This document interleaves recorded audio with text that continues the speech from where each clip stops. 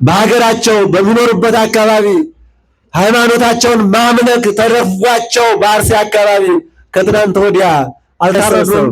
ቅዱስ ቶማስ ግን እንደዚህ አይደለም ያደረገው። የሚገርመው ነገር ያንን ብር እየተቀበለ ምንም ለሌላቸው ድሆች መጸወት። ቶማስ ላይ ሰውነቱ ላይ ከቁስለቱ ላይ ጨው አምጥተው ፈጭተው ጨውን በሰውነቱ ላይ እንዲቃጠል ነሰነሱበት እና የቅዱስ ቶማስ ያን የተገፈፈ ቆዳ ወስደው እዚያ ከፎቁ ተፈጥፍጣ የሞተችው ሴትዮ ላይ ሲያደርጉላት በክብር እሷ አይኗ ሁሉ ቦግ ብሎ በራላት፣ ተነሳች በክብር።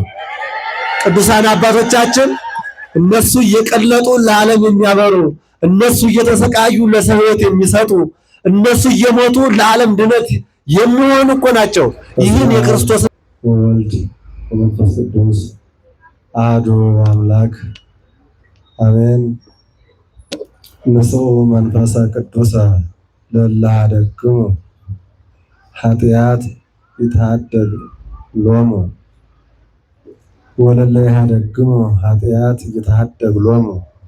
ክቡር መልአከ ልዑል ቃለ ጽድቅ አበጀ የጋሞና አካባቢው ሀገረ ስብከት የትምህርት ክፍልና ካህናት አስተዳደር ክፍል ኃላፊ፣ ክቡር ቀሲስ ደጉ አልቤ የጋሞና አካባቢው ሀገረ ስብከት የሂሳብና በጀት ክፍል ኃላፊ፣ ቀሲስ ገዳሙ የዚች የቅድስት ኪዳነ ምሕረት ደብረ ሎዛ እና ደብረ ፀሐይ ቅዱስ ጊዮርጊስ አብያተ ክርስቲያናት አስተዳዳሪ፣ ሊቃውንተ ቤተ ክርስቲያን፣ መምህራን፣ ካህናት፣ ዲያቆናት፣ የሰንበት ትምህርት ቤት አባላት፣ ምዕመናን አባቶችና ምዕመናት እናቶች ሁላችሁም አንድ አምላክ በሆነ በአብ በወልድ በመንፈስ ቅዱስ ስም እንደምን አደራችሁ? እንደምን ሰነበታችሁ? እንደምን ከረማችሁ? ምስጋና ለባሕርዩ የሚገባው አምላካችን እግዚአብሔር ይመስገን ብለን እንድናመሰግን በቸርነቱ ስለሰበሰበን ስሙ የተመሰገነ ይሁን። የሚያስተምር እግዚአብሔር ነው፣ የሚመክር እግዚአብሔር ነው።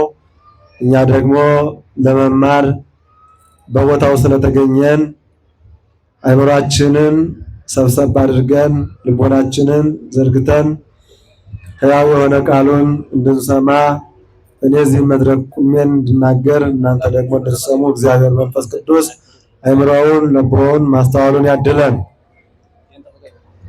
ለእለ ኀደግሙ ኃጢአት ንስኡ መንፈሰ ቅዱስ፣ መንፈስ ቅዱስን ተቀበሉ ወይም መንፈስ ቅዱስን ያዙ።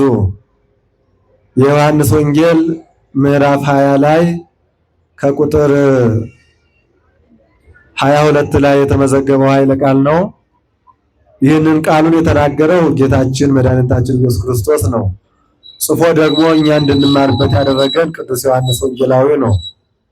በዚህ ኃይለ ቃል እግዚአብሔር መንፈስ ቅዱስን ተቀብለን በረከት እንደምናገኝ፣ በተለይ ቅዱሳን ሐዋርያት 12ቱ ተለይተው በመንፈስ ቅዱስ ኃይል የወንጌልን አገልግሎት ለዓለም እንዲያበሩ ፈቃዱ ሆኖ የተናገረበት ቃል ነው። ከትንሣኤ በኋላ ጌታ ከተነሳ በኋላ ቅዱሳን ሐዋርያትና ሌሎችም ቤተሰቦቹ ተሰብስበው ባሉበት ቤታቸውን ዘግተው አይሁድን ፈርተው እየፈሩ እየተንቀጠቀጡ ባሉበት ጊዜ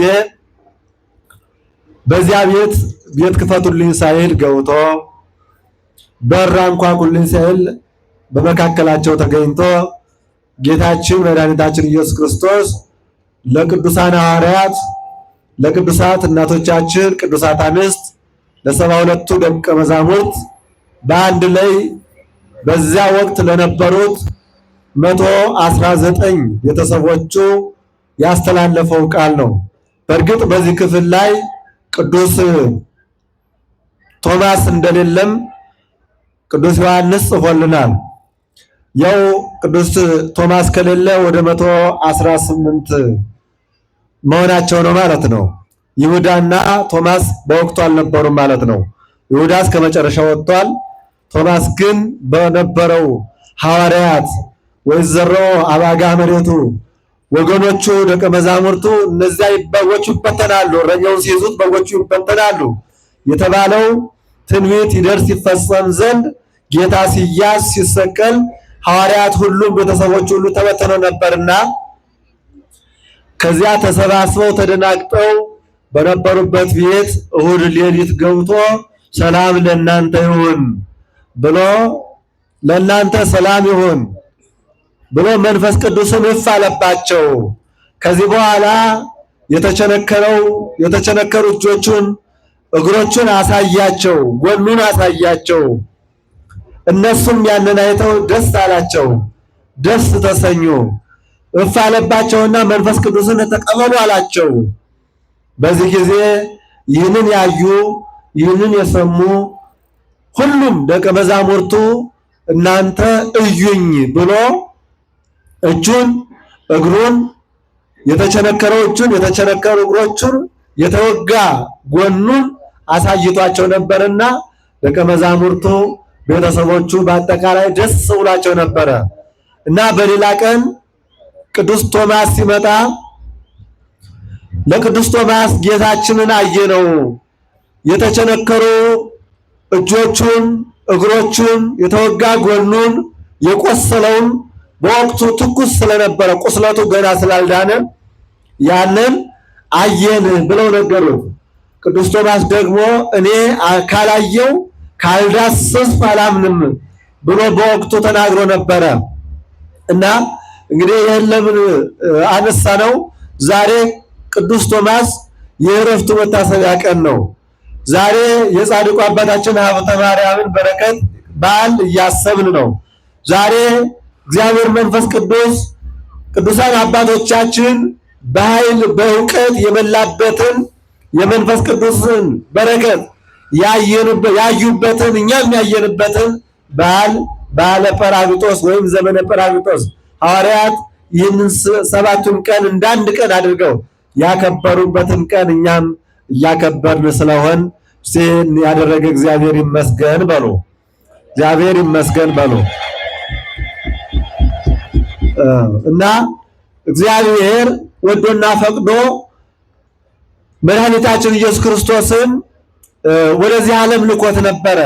ደግሞ እሱም ደግሞ ከዚሁ ሐሳብ ላይ ምን ይላል?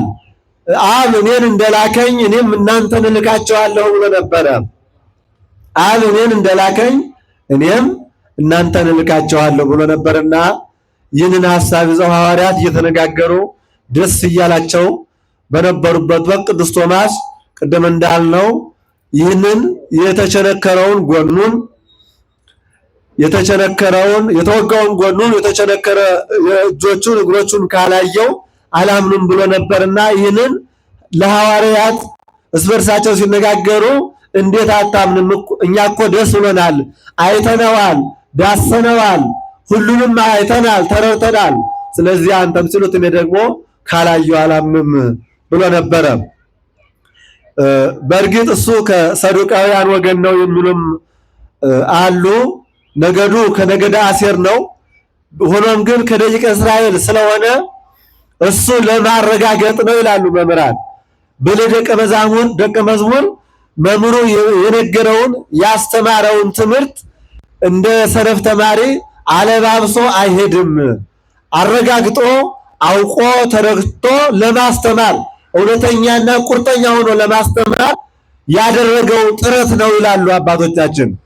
ቅዱስ ቶማስ ይህንን ካላየውን ያላምንም ያለበት ምክንያት ደቀ መዝሙሩ ነኝ ከሱ ጋር መንገዱን እኔን በሚሄድበት ትሄዳላችሁ ሲል እኔ ወዴት እንሄዳለን አንተ የምትሄድበትን አናውቅም ብዬ ጠይቄዋለሁ። ያን መንገድ ለማየት ለማወቅ ማረጋገጥ አለብኝ ብሎ ስላሰበ ያንን ለማስረዳት ዳግመኛ ከ8 ቀን በኋላ ይላል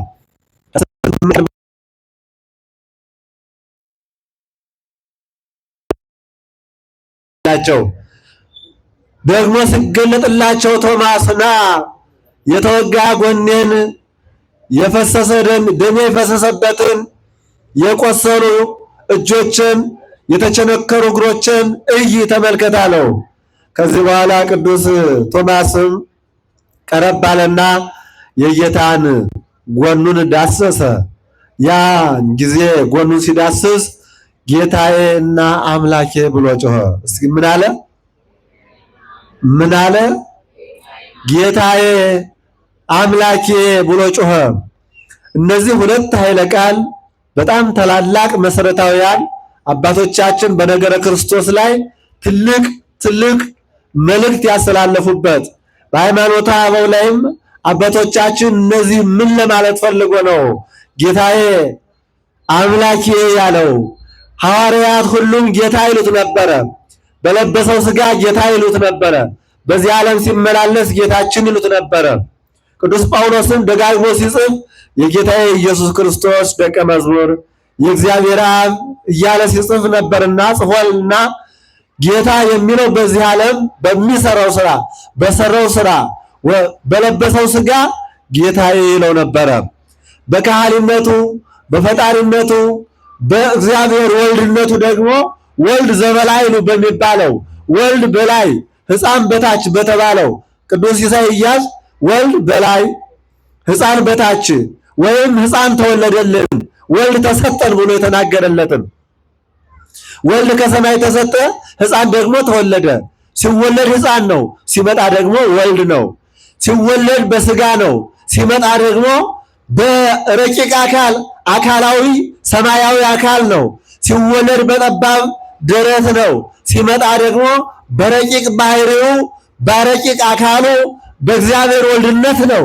ስለዚህ ይህንን ሁሉ ሁለቱንም አንድ ያደረገ ሁለቱንም ያጣመረ ሁለቱን ያዋሃደ ማንም ሊያደርገው የማይችለውን ነገር ያደረገ እሱ ብቻ ስለሆነ ያ ወልድ በላይ የሚባለው ወልድ በጽርሐ አርያም ያለ ወልድ ሕፃን በዚህ በግርግም ተኝቶ እንደ ሕፃናት ሲያለቅስ የተሰማው ሕፃን ከድንግል ማርያም የተወለደው ሕፃን በጎል በረት የተኛው ወልድ በዙፋን ሁሉ በላይኛው ዙፋን የሚታየው ይህንን ያዩ ቅዱሳን መላእክት ከላይ ዙፋኑ ላይ ሲመለከቱት ስብሐት ለእግዚአብሔር በሰማያት ከዚህ ሕፃን ሆኖ ደግሞ በምድር እንደ ሕፃን ሲያለቅስ ሲያዩት ወሰላም በምድር ስምረቱ ለሰብ የሰው ልጅ ግዛን ቢሰጠው የሰው ልጅ ድነት ቢጀመርለት ሕይወት ቢሰጠው የእግዚአብሔር ምስጋና የእግዚአብሔር ክብር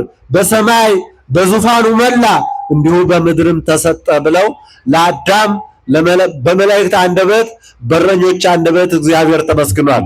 ስለዚህ ጌታዬ ብሎ በለበሰው ሥጋ እያስተማረ ከናዝሬት ወደ ገሊላ ከገሊላ ወደ ናዝሬት ወደ ተወለደባት ከተማ ሲመላለስበት በነበረው አካሉ እግዚአብሔር ወልድ በለበሰው ሥጋ ወልድ ሕፃን ተብሏል።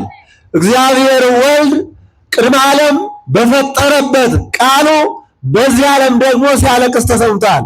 ይሁን ብሎ የፈጠረበት ቃሉ እንዲህ ደግሞ ሕፃን ሆኖ ሲያለቅስ ተሰምቷል።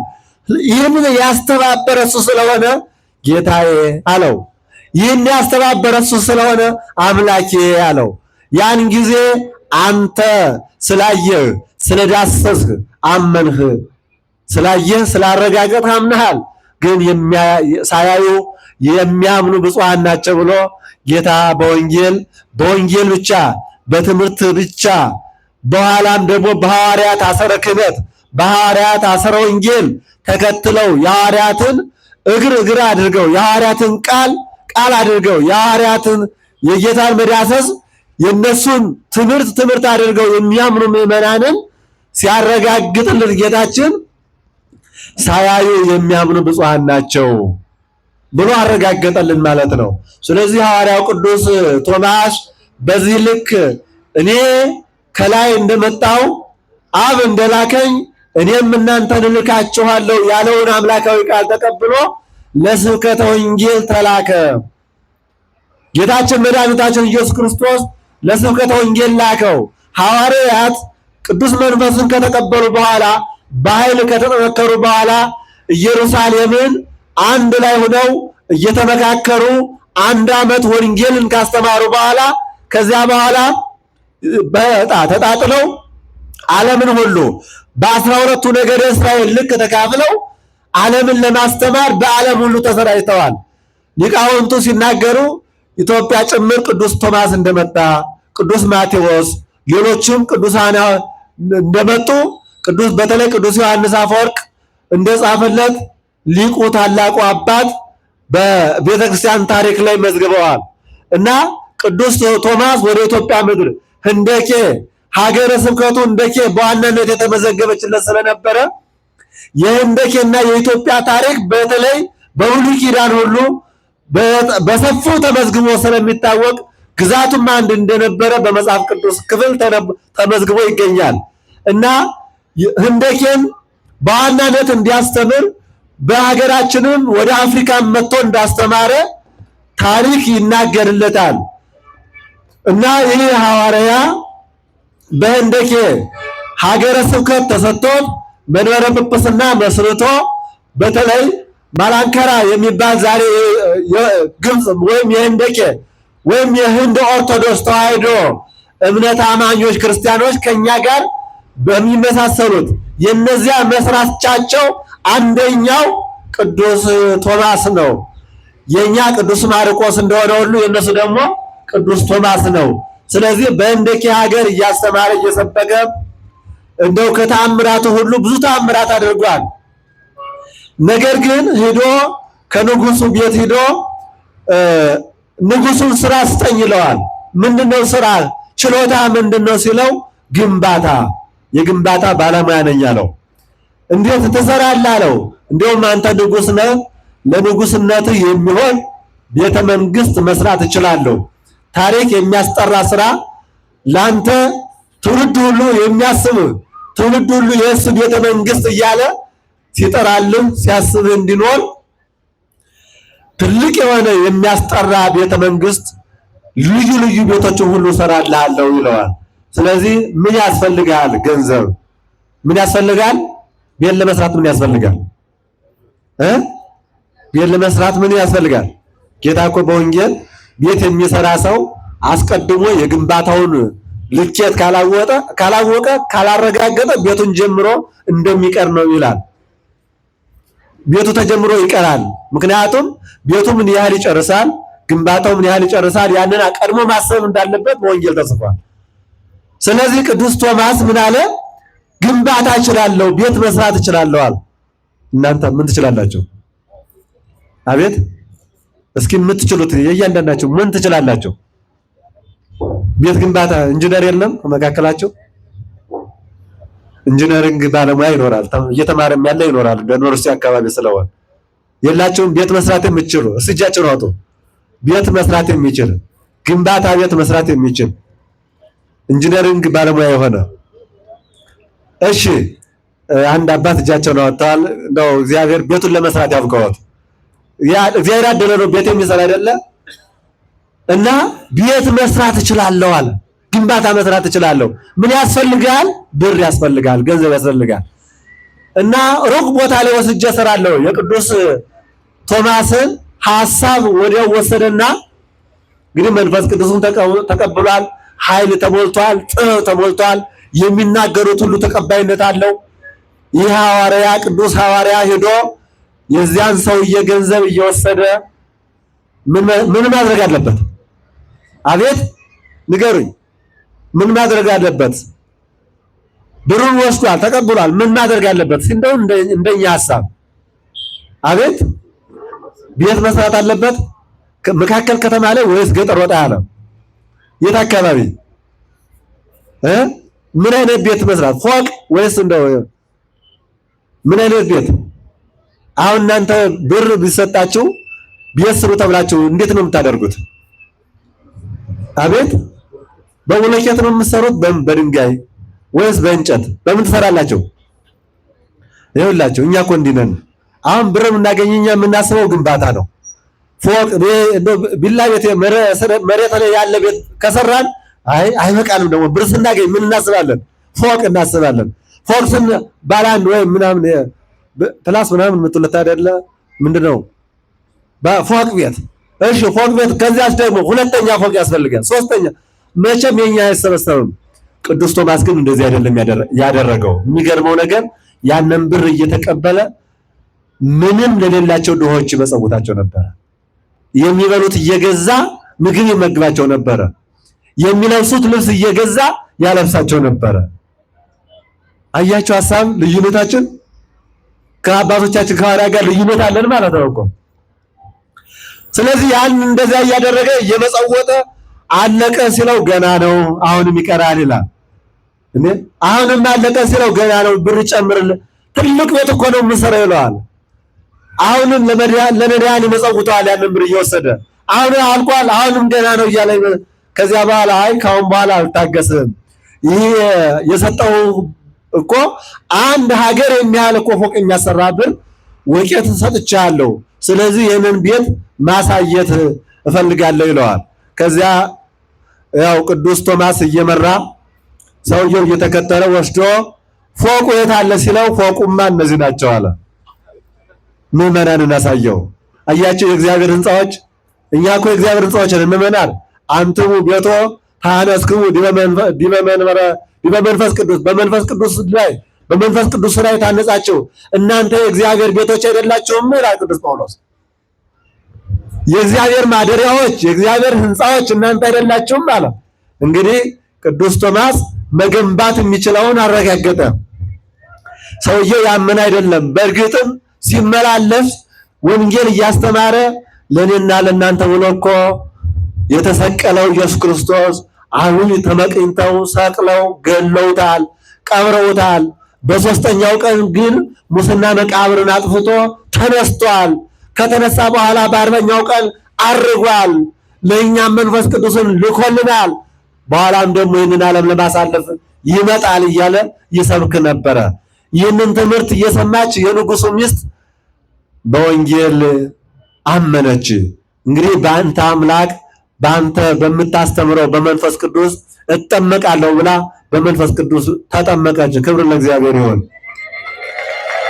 ከዚህ በኋላ ወደ ክርስቲያኖች ህብረት ተቀላቀለችና ንጉሱ ግን ስላልተጠመቀ የሚመራው ህዝብ ደግሞ ሃይማኖት የሌለው ስለሆነ የነ ቅዱስ ቶማስን ትምህርት የሚቃወም ህዝብ ስለነበር ያንን ሄዶ ሲያየው ቅዱስ ቶማስ ያደረገው ለንጉሱ በጣም ተቀባይነት የሌለው ሐሳብ ስለነበረ በጣም ተናደደ። ምንድነው ያደረገው? ከመናደዱ ጽናት የተነሳ በጣም ከቁጭት የተነሳ እጁንና እግሩን ሰሩት አለ። ምኑና ምኑን? እጁንና እግሩን ሰሩት። እጁንም ለብቻ እግሩን ነው ለየብቻ አድርጉትና ቆዳውን ገፋቸው አውጡት አለ። እየሰማችሁ አይደለም? ቆዳውን አውጡት አለ። የኔን ብር እንዴት ያባክናል? አያችሁ? ከብርና ከሰውሳ ከብርና ከሰው ማን ይበልጣል? ብር እኮ ቁስ ነው አይደል እንዴ? ከብርና ከሰው አለ። ገና አስቀድሞ ግን እኔ እኮ ሰማያዊ ቤት አሰርቼልሃለሁ፣ ሰማያዊ ቤት ነው ያሰራሁልህ፣ በዚህ ዓለም አይደለም። ጌታ ሲያስተምረን እናንተ በዚህ ዓለም ሰማያዊ ድል አርልሙ ብሎ አስተምሮናል። በአባቴ ቤት ብዙ ቤት አለ፣ ብዙ ማረፊያ አለ ብሎ አስተምሯል። ለአንተ የገነባሁልህ እኮ በሰማይ ነው እያለ ይነግረው ነበረ። በፍጹም አንተ የምትለውን አልሰማም አለ። ከዚያ በኋላ ቅዱስ ቶማስ እንደ በግ ተገፈፈ። በእውነት በሚያሳዝን ሁኔታ። በእርግጥ የነ ቅዱስ ቶማስን ታሪክ እናነሳለን። ሌሎችም ሐዋርያት መከራ ተቀብለዋል። ሌሎቹ ሐዋርያት ማንኛውም ሐዋርያ የጌታችን የመድኃኒታችን ኢየሱስ ክርስቶስን መከራ ያልተቀበለ የለም። እሱ በመስቀል ቢሞትም በልዩ ልዩ መከራ ሁሉም የሞቱት በሰው እጅ ነው ማለት ነው። ስጋቸውን ነፍሳቸውን ከስጋቸው እንዲለይ የተደረገው በልዩ ልዩ ምክንያት በሰው እጅ እንጂ ወይም አርጅቶ ወይም በሌላ ምክንያት የሞተ የለም። ከሐዋርያት ሁሉም በመከራ ያለፉ። ስለዚህ ያ የሐዋርያት ዘመን የመከራ ዘመን የሚባለው በተለይ ዘመነ ሰማዕታት የተባለው ከ300 ዘመን አካባቢ የነበረው የክርስቲያኖች ስደት፣ የክርስቲያኖች መከራ፣ ክርስቲያን ተውሎ አይደለም እንደዚህ ቁጭ በመማር በወጉ ክርስትናውን መስበክ የማይቻልበት ዘመን ፈታኝ ዘመን ነበረ። ያንን ሁሉ ክርስቲያኖች አልፈዋል። ነገር ግን በዚያ ብቻ ቆሟል ወይ? አሁንስ በዘመናችን ክርስቲያኖች እየታረዱ እየተገፈፉ አይደለም ወይ? ወገኖቻችንን ቆዳቸውን እያወጧቸው አይደለም ወይ? ሰው ሲቆረጥ ሲገፈፍ አላየንም ወይ በዓይናችን? ለምንድን ነው አርቀን ሄደን የምናየው? ዛሬ ሰውን ሰው እየበላው አይደለም ወይ?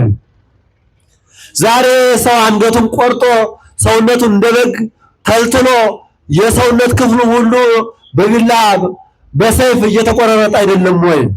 በተለያየ ምክንያት፣ በገንዘብ ምክንያት፣ በሃይማኖት ምክንያት በተለይ ሰሞኑንስ የኛ ኦርቶዶክሳውያን በሀገራቸው በሚኖሩበት አካባቢ ሃይማኖታቸውን ማምለክ ተደርፏቸው በአርሲ አካባቢ ከትናንት ወዲያ አልታረዱም ወይ? ለምንድነው አሻግረን የምናየው? ለምንድነው ታሪክ ብቻ የምናየው? ዛሬስ ምን እየተደረገ ነው? እግዚአብሔር ይህንን ዘመን ሁሉ ያስወግድልን። ይህን የመከራ ዘመን ያስታግስልን። በእርግጥ እነዚህ ቅድስናን አግኝተዋል። እግዚአብሔር ወስዷቸዋል። ሰማዕትነት ማለት ትልቅ ዋጋ የሚያሰጥ በረከት ነው። የእግዚአብሔር መንጋ መሆን ነው። የሐዋርያትን አሰረ ፍኖት ተከትሎ እንደ ሐዋርያት በድንጋይ ተወግሮ፣ እንደ ሐዋርያት በሰይፍ ተቆርጦ፣ እንደ ሐዋርያት በልዩ ልዩ ሞት ሞተዋል ሐዋርያት። ቅዱስ ቶማስም የዚያ ተካፋይ ነበረ። ቆዳውን ገፈፉት። ከዚያ በላይ ደግሞ አልበቃ ብሎ የቅዱስ ቶማስ ላይ ሰውነቱ ላይ ከቁስለቱ ላይ ጨው አምጥተው ፈጭተው ጨውን በሰውነቱ ላይ እንዲቃጠል ነሰነሱበት። በጣም የሚያሳዝን መከራ። በዚያ ላይ በጎች መተው ደግሞ ጨውን ሲሉ ሰውነቱን እንዲግጡት መከራው እንዲጸናበት አደረጉት። ሰውነቱ ገላው ላይ ቆስሎ ከቁስለቱ በላይ ከዚያ በላይ ደግሞ ሰዎች ደግሞ በጎቹን አምጥተው እንዲግጡት ማድረጋቸው የግፍ ግፍ አደረጉበት። እሱን ያ ሁሉ የሚታየው የሰማዩ ቤት ነበርና ምንም አይመስለውም ነበረ።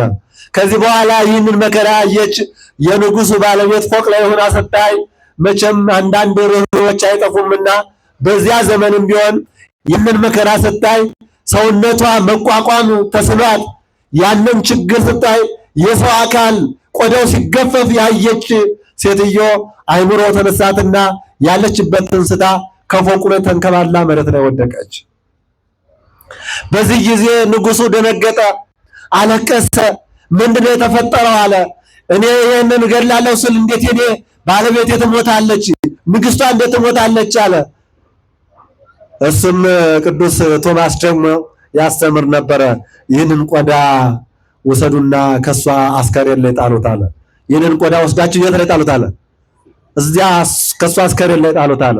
እሱ እየደማ ነው። እሱ በጎች እየዘጋጡት ነው። እሱን እያሰቃዩት ነው። ግን ያንን መከራ ታግሶ ደግሞ እንድትድን ለማን ይጸልይ ነበረ? ለዚያች ሴትዮ ወሰዱና ይህንን ቆዳ። ሐዋርያት እኮ አይደለም እንኳን አካላቸው ልብሳቸው ይፈውሳል እኮ አይደለም እንዴ? ልብሳቸው የነ ቅዱስ ጳውሎስ ልብስ እኮ እየተቆረጠ እኮ ተወስዷል። የልብሳቸው ጫፍ ማለት ነው። ዘርፉን ያንን እየቆረጡ እዛ ከታመሙን ላይ ከሙታን ላይ ሲያደርጉት ይፈውስ እንደነበረ በመጽሐፍ ቅዱስ ተመዝግቧል እኮ እንኳን አካላቸው። እና የቅዱስ ቶማስን ያን የተገፈፈ ቆዳ ወስደው እዚያ ከፎቁ ተፈጥፍጣ የሞተችው ሴትዮ ላይ ሲያደርጉላት በክብር እሷ አይኗ ሁሉ ቦግ ብሎ በራላት፣ ተነሳች በክብር። ቅዱሳን አባቶቻችን እነሱ እየቀለጡ ለዓለም የሚያበሩ፣ እነሱ እየተሰቃዩ ለሰው ሕይወት የሚሰጡ፣ እነሱ እየሞቱ ለዓለም ድነት የሚሆኑ እኮ ናቸው።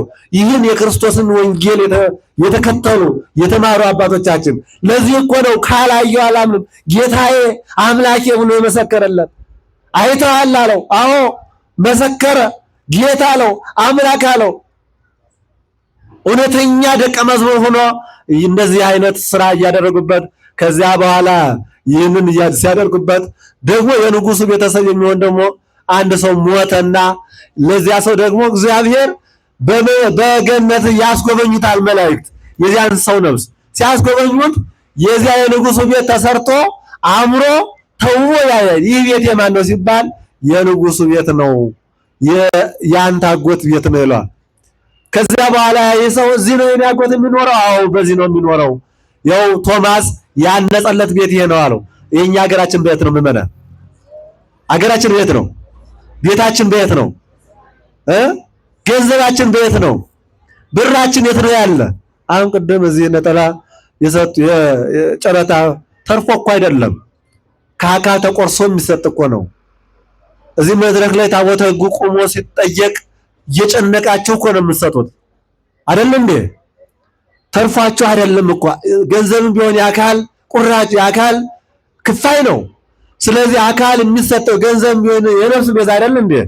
ስለዚህ ይህንን ሰማያዊ ድል አልሙ ተብሎ በወንጌል ስለተጻፈ እኮ ነው። በሰማይ አንተ ገንዘብ ካለበት ልብ እዚያ ይኖራል ተብሏል።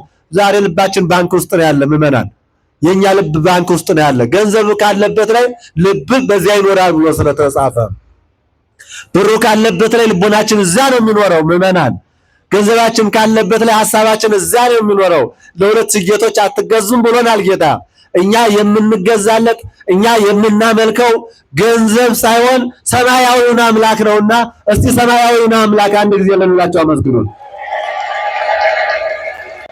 ስለዚህ በሰማይ የተሰራውን ቤት ሲያሳየው እኔ በምድር ሰማያዊ ድል አለው አባቴ በሰማይ ብዙ ቤት አለ ብዙ ማገለ ሄጄ ላዘጋጅላችሁ ካለርኩ ያናጣጣምቦ የነገራቸውን በቅዱስ ዮሐንስ ምዕራፍ 12 ላይ 14 ላይ የተመዘገበው ልባቸው አይደንግጥ፣ አትፍሩ፣ አይዟችሁ ወደዚያ ሄዳለሁ ብሎ የማጽናኛውን ትምህርት ወንጌል በሰጠበት በእግዚአብሔር በሰማይ ቤት ደግሞ ዘላለማዊ ቤት እንዳለን አስተምሮናል አይደል? ይሄ ቤት እኮ ይቺ አደራዋን ስትመልስ ቤቱ ይፈርሳል፣ እኛም እንናለን። በክብር ስንነሳ ሁሉ እኮ ዘነው የምንሄደው ነገር የለም። ዘነው የምንሄደው ቢኖር ዛሬ በዚህ ለተራቡ ሰዎች የሰጠነውን ምጽዋት ነው። ዘነው የምንሄደው የሚጠብቀን ልብስ ሆኖ የሚጠብቀን ዛሬ የታረዙትን ሰዎች ስናለብስ ነው። የሚጠብቀን ዛሬ የታረቡትን ሰዎች ስናጎርስ ነው። ዛሬ የተጠሙትን ሰዎች ስናጠጣ ያ መጠጥ ሰማያዊ መጠጥ ያ ጥም የሌለበት መጠጥ ሆኖ ይጠብቀናል። ዛሬ የተበረዱትን ብርድ የበረዳቸውን ሰዎች ስናለብሳቸው ብርድ የማያስገባ ዘላለማዊ የጸጋ ልብስ የምንለብስ ይጠብቀናል ማለት ነው። ስለዚህ ሀገራችን በሰማይ ከሆነ ስራችን ሁሉ የምንሰራው ስራ ሁሉ ወደ ሰማይ የሚያሸጋግር እንጂ በዚህ የሚቀር አይደለም ማለት ነው። ቶማስ ቅዱስ ቶማስም ያስተማረን ይሄንን ነው። ከዚያ በኋላ ሰውዬ ነፍሱ እንደገና ወደ ሕይወቱ እንድትመለስ አደረገና ለንጉሱ እንዲነግረው አደረገ። ይህ ሁሉ ንጉስ ሊያምን አልቻለም። ወደ ሌላ ሀገር እንዲሸኘው አደረጉ። ከሌላ ሀገርም ብዙ መከራ ጸኑበት። እንዲያውም እያስተማረ ብዙ ተከታይ በህንድ ላይ ብዙ ህዝብ አሳምኖ ተከታይ ስላፈራ ይህ ሁሉ ተከታዩ እኛን ይወጋናል፣ ስለዚህ ደብቃችሁ ውሰዱና ከከተማ ውጭ አድርጋችሁ በጦር ወቅታችሁ ግደሉት ብለው ቅዱስ ቶማስን ከከተማ ውጭ አስወጥተው በጦር ሰውነቱን ያው ወቅተው አቁስለው የገደሉበት ዛሬ የሰማዕትነት በረከት የተቀበለበት ነውና ከዚህ ቅዱስ ሐዋርያ በረከት እኛን የሚያሳትፈን። ስለዚህ እግዚአብሔር መንፈስ ቅዱስ ሲሰጥ ቅድም ብያለሁ፣ ዛሬ መንፈስ ቅዱስ ነው። ሰሞኑን የመንፈስ ቅዱስ ወቅት ነው። መንፈስ ቅዱስ የተሰጠበት ያለመከፈል ያለመለየት በቅዱሳን አባቶቻችን ላይ እንደ እሳት እየተከፈለ ያደረባቸው በዓለም ቋንቋ ሁሉ ሲናገሩ የታዩበት በዚያ ቋንቋ መናገር ብቻ ሳይሆን ሀብት ኃይል ሆኗቸው እግዚአብሔር መንፈስ ቅዱስ ልዩ ልዩ የመፈወስ ኃይል፣ የስብከት ኃይል፣ የትምህርት የልዩ ልዩ ሀብት የተሰጠበት ኃይሉ ሲባል መከፋፈል አይደለም። መንፈስ ቅዱስ ሲባል የሚከፋፈል መንፈስ ቅዱስ አንድ ነው። ቅዱስ ጳውሎስ መንፈስ ቅዱስ እሱ ራሱ አንድ ነው፣ ግን ሀብቱ ስጦታው ልዩ ልዩ ነው። አንዱ ትንቢት ሲናገር፣ አንዱ ሲፈውስ፣ አንዱ ሲሰብክ፣ አንዱ ሲያስታርቅ፣ ያንን ሁሉ ልዩ ልዩ ሀብት ለሰው ሁሉ እንደ ሃይማኖቱ ጽናት እንደ አእምሮ ስፋት የሚያድል መንፈስ ቅዱስ ነውና እግዚአብሔር መንፈስ ቅዱስ ለኛም ማስተዋሉን ያድለን። እንደነዚህ የቅዱስ ቶማስን በረከት ተከትለን መንፈሳዊ ስራ ሰርተን የመንፈስ ቅዱስ በረከትን አግኝተን የመንግስት ወራሾች እንድንሆን እግዚአብሔር እርዳን። ከጻድቁ አባታችን ከአቡነ ሀብተ ማርያም በረከት ያድለን። ሀብተ ማርያም ጻድቁ አባታችን ኢትዮጵያዊ ጻድቅ፣ እሳቸውም እንደዚሁ እንደ ቅዱስ ቶማስ የቅዱስ ቶማስን አርአያ የተከተሉ መናኝ ቅዱስ ከእግዚአብሔር ሀብተ ጸጋ ሀብተ በረከት ሀብተ ፈውስ፣ ሀብተ ጤና የተሰጣቸው የቃል ኪዳናቸው በረከት ዛሬም ወደፊትም እስከ ምጽአተ ዓለም ድረስ እንደነ ቅዱስ ቶማስ እንደሌሎችም ሐዋርያት የዚህም አባት በረከት በመንፈስ ቅዱስ ኃይል። ይህንን ስንል ምዕመናን እኛ ልብ ማለት ያለብን ትኩረቱ የወንጌል አገልግሎት ከግለሰብ ጋር አይደለም፣ ከሰዎች ጋር አይደለም። እግዚአብሔር ነው የሚሰራው። እግዚአብሔር ነው። እግዚአብሔር የመረጣቸው ማን ይከሳቸዋል? አይደል የተባለ እግዚአብሔር ያከበራቸው ማን ይቃወማል? እግዚአብሔር የመረጣቸው ሐዋርያትን መረጠ። ከወገኖቹ ከቤተሰቡ ሐዋርያትን መርጦ ሾሞ ሂዱ ወንጌልን ለፍጥረት ሁሉ ስበኩ አስተምሯል። ያንን ወንጌል ለመስበክ የወጡ ከዛም በሐረገ ክህነት የተከተሉ እነ ጻድቁ አባታችን ሀብተ ማርያም በረከታቸው የእሳቸውን በሁላችን ላይ ይደር። እንግዲህ የአባቶቻችን በረከት እንድናገኝ ብዙ ጊዜ ላለው እኔ በወንጌል ወይም ጌታችን ሲመጣ ልናውቀው የሚገባን የሃይማኖት ዛሬ ብዙ ሰዎች ተወከል በእግዚአብሔር ወግበር ሰናይ ነው። በእግዚአብሔር ታመን መልካሙንም አድርግ አይደለም እንዳለ ቅዱስ ዳዊት። በእግዚአብሔር ታመን መልካሙንም ስራ ነው። እግዚአብሔር የለም ማለት አይደለም። ብዙ ጊዜ ሰዎች እኮ ሃይማኖትና በደንብ ልብ ብለን ልናየው ልንረዳው የሚገባን ሃይማኖትንና ምግባርን የሚለዩ ሰዎች አሉ። ዛሬ ወደ ሃይማኖት እንድንጠላጠል ያደርጋሉ። ምግባርን እንድንረሳ እንድንታደርጋሉ። ምግባርን ከረሳን በኋላ ደግሞ ሃይማኖትን ለማስተው ነው። በሂደት ነው። ሂደቱ ከባድ ነው።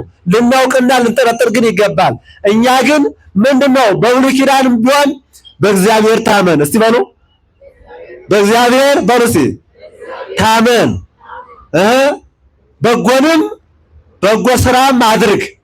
ይሄ ነው እኮ በእግዚአብሔርም እናምናለን፣ ሃይማኖታችንም እንይዛለን፣ በጎ ስራንም እንሰራለን። ክርስቶስ ሲመጣ የምንጠየቀው ሃይማኖት አይደለም። ይህን ልናውቅ ይገባል። 6 ቃል ነው። ስለመራቡ፣ ስለመጣማቱ፣ ስለመታሰሩ እነዚህን ነው የምንጠየቀው። በዚህ ልክ ካልተገኘን መከራም የሚፈረድብን በዚህ ልክ ነውና የሃይማኖት ጥያቄ አይደለምና እግዚአብሔር የአባቶቻችን ፈለግ ተከትለን እንደ አባቶቻችን በጎ ስራ ሰርተን የመንግስት ወራሾች እንድንሆን እግዚአብሔር እርዳን። ወስብሐት ለእግዚአብሔር።